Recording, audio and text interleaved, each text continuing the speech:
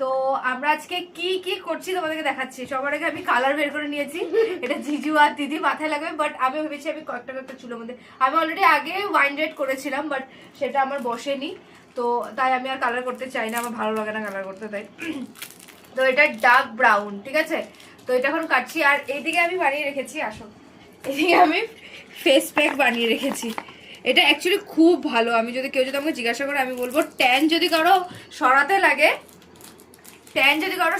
সত্যি এটা ইউজ করতে লাগে। কেন কি এটাতে কি কি আছে আমি বলছি। মিল্ক মতলব দুধ, দাঁড়াও, দুধ, হানি, কোকো পাউডার, আর তোমার হচ্ছে গিয়ে চালের গুঁড়ো দিয়ে, আর এটাতে কেউ কোনো অ্যালোভেরা ইউজ করতে পারো, বাট আমি অ্যালোভেরা ইউজ করি না। কেন কি আমার ইচিং প্রবলেম হয়, মতলব আমার খুব চুলকায়, স্কিনটা খুব চুলকায়, আমি কোনো রকমের অ্যালোভেরা ইউজ করতে পারি না, তাই আমি ইউজ করিনি।